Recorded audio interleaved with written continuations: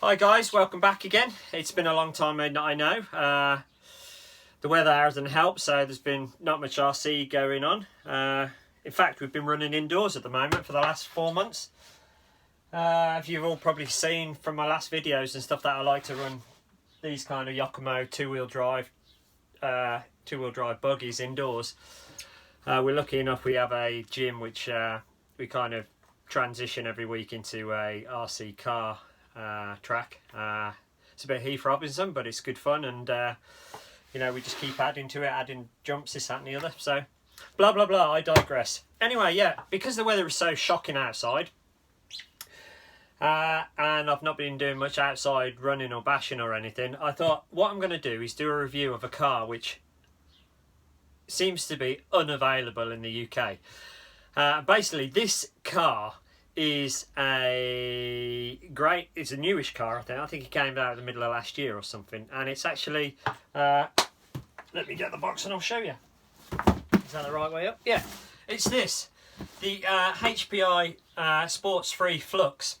Basically, I bought this the end of last year, and I've only run it a couple of times, and I've been waiting for some other guys to buy it and to actually, so that we can run together. But for some reason, it is impossible to get hold of. Why is that? Is it because it's a duffin and HPI are considering whether to pull it or not? Or is it the fact that it's just seriously popular and everybody wants one? I don't know. All I can see is that I've got two of my mates who are actually waiting for back orders of these. And I think they say the next delivery date is something like 1st of May, which is shocking. So, hey ho, anybody who knows HPI, works at HPI, perhaps you can shed light on why it's taking so long to get this this car back in the shops. So, anyway, this isn't a review about the ins and outs of it. It's literally a fly on the wall, quick topic of how I found this car. Yeah, it's got some good points and it's got some bad points. So let's bring in the car and I'll start. So, good points. The car looks phenomenal. It's scale, proportional, it looks great, it looks quick, it looks well put together. The plastics that they've actually used are actually very, very good plastics. I've got loads of HPIs and I've never had a problem with their electrics and their plastic quality of their plastic, should I say. Hold me there. I did actually, the first time, I'm going to be all over the place on this video, I can see. Yeah, but the first time I did run it, I ran it out of the box as stock, and I ended up trashing a body shell.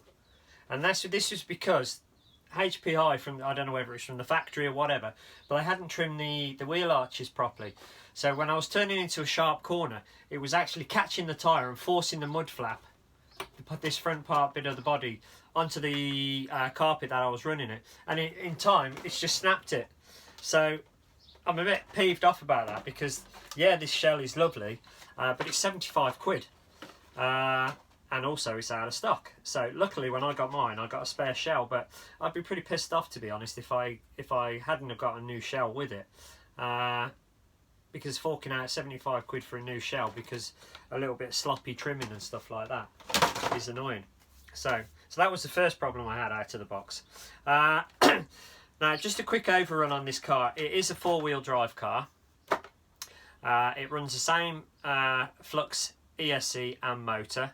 It can be ran on either 2-cell or 3S LiPo battery.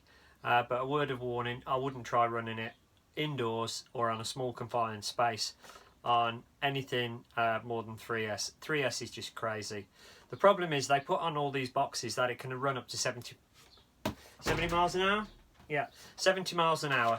But 70 miles an hour on these tiny wheels. The thing is uncontrollable. When it's on 2S, it seems you get a good balance between being nimble and being quick. But you start going up to 3S, it's impossible to get any traction with these such small wheels.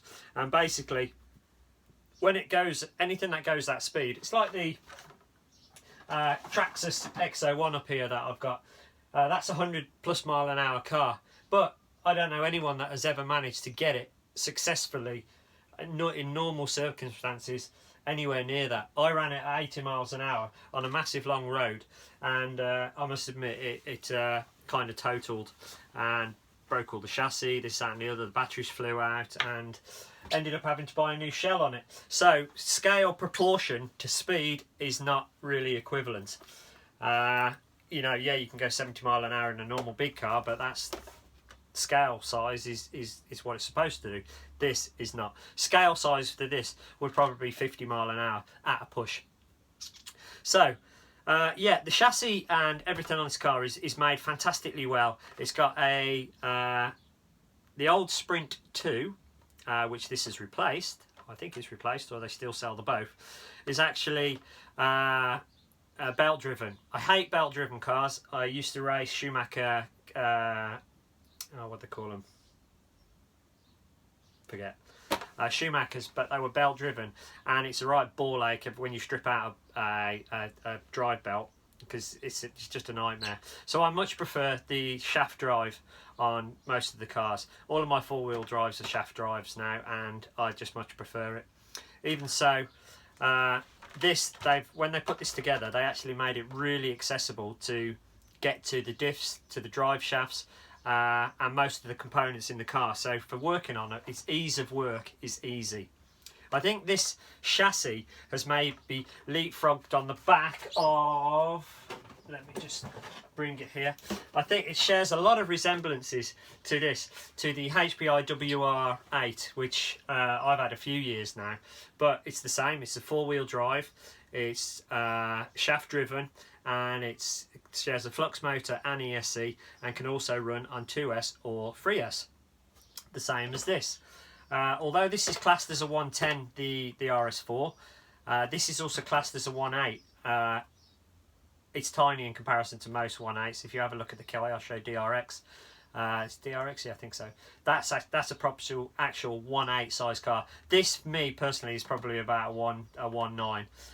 But I think they share the same traits. So what HPI did with this car actually spilt over into the production of this one. I might be wrong, but as a user, I feel that that's what's happened, because they, you know, in here it's all of this has got all metal diffs, metal drive shafts and everything, and so has this. Everything, all the diffs are metal, or the gearing is metal and alike, and it's all four-wheel drive. So it shares the same kind of cross pattern between the two models. So let's just put that on there then. So yeah, as I said, this car is absolutely great fun. I've only ran it inside, and like I said, I run it on 2S, but the problem is it's so twitchy. You have to dial your steering right down, because otherwise you're just going to end up spinning out on every corner. And I put that due to the fact of the small wheels and just such a powerful motor. And I was running this indoors on carpet, and these are super soft tyres, as you can see, almost like the Schumacher Venoms, but they're cut tyres, whereas these are like slicks. And it was gripping onto the indoor surface perfectly fine. But they say this car is fully waterproof, but you got to be a madman to take this out in the water. It would just be chaos. You know, there's going to be no grip to it. It's going to be too powerful, and I just can't understand why it's waterproof. You know, perhaps I'd just leave it in the garden out in the rain one day just to justify why it is waterproof. But other than that, you know, I can't see any reason why to take it out in the rain. But I'm waffling on a bit now. So as I said, let's have a quick look under the bonnet. As I said, this isn't a technical overview of the car. It's not even an in-depth one. It's literally almost like I'm not a racer, I'm not a professional, I do RC in it for a hobby, but I just can't understand why you can't get hold of this car. So maybe I may be able to shed a bit of light on this, giving it my kind of personal review on this car, and work out why people can't get hold of it, and why it's sold out, or why it's not in stock in most model shops. So right, let's take the body shell off. Now, as you can see, very simple but very nice, very typically HPI, well put together. beautifully balanced, a lovely looking bit of kit. It's got the nice battery ports there for running a 2S stick pack or 3S stick pack if you really wanted to. I don't know as regards, because there's quite a big difference between a 2S battery and a 3S battery in weight. So how that would affect if you were running a 3S as opposed to a 2S with this setup, whether it would unbalance the car or not, I don't know. Well, I'll have to try it one day, but as I say, I personally think 3S on this car is just pointless. It's crazy.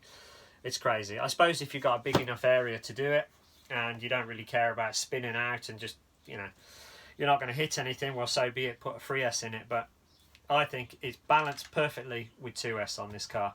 And as I said, that's I don't have a battery here, but yeah, it just balances out evenly with the, you know, with the motor and ESC and servo on this side and then a 2S on that side. It's lovely. So I recommend running this on a 2S.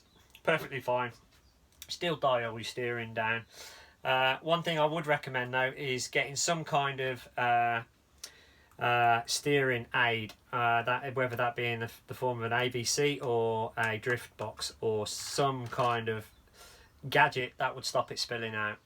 Because as I said, even on 2S it's still crazy. You still have to dial the steering down, make the steering really soft, not really sharp, because otherwise just trying to keep this thing in a straight line is near on impossible. So the more driver aid you can get, the better.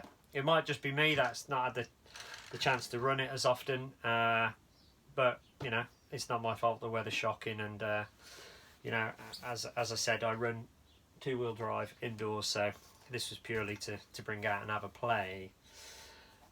So what else? Yeah, I have noticed that if you didn't run this in anything other than near perfect flat conditions, and I mean by conditions, I mean running surface, as you can see, this is literally, oh god, that's millimeters off bottoming out. I dread to think if you were running this on the outside, the state of the bottom would be shocking, because there is just no ground clearance. You know, there's no droop screws or anything on there to hire it. And you can't even do it by the suspension arms. It really is quite a low slung bit of kit. So, but perfectly made. As I said, it's all you can access all of the drive shafts and stuff for either via the top, a few screws there, or cleverly they did it on the bottom like so there. So you just pop out 6 screws and then you're able to get to the drive shaft and everything and service it that way. All the servo and receiver all in a waterproof box there. Standard servo that comes on it is pretty fine. It's almost too fast really. As I said, I'm dialing back on my RC transmitter to actually compensate for how quick this steering is. Flux motor ESC, no problems there. That's pretty standard HPI stuff, bulletproof. So all in all, I think this car is out of the box. It does need some tweaks, i.e. cutting of the body shells, this, that and the other, softening of the steering, and maybe adding a drift box to help with the absolute crazy power of this thing. But I presume once all of that is done, I think this car will be pretty awesome. I think it's going to be up there with one of my favourites, purely because of the scale and proportion and real life looks. I think it's just a beautiful piece of kit. So personally, I haven't ran it long times, but from what I have done it, I would give it a pretty high score out of 10, probably a 7 or an 8 out of 10. And I just can only wonder why it's out of stock all the time. As I said, it may well just because it's so popular and people wanting to get hold of it, or may well because HPI are doing a kind of a recall on it. Who knows? But so yeah, as I said, I'm not a pro racer, so you can take my little review as you want, whether you're going to just delete the video or whether you want to fire some questions or subscribe or basically just take into consideration what I've said and go out and buy yourself one. But as all I can say, it's 10 times better than the Sprint 2, and it's just put together superbly well, and all in all it's a great package. So I'll do a running outside video once the weather gets better.